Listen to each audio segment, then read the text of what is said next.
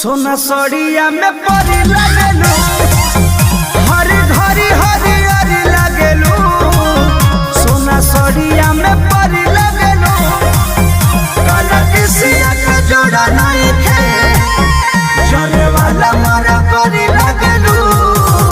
खट्टा मीठा रस भरी लगेलू, सोना सड़ी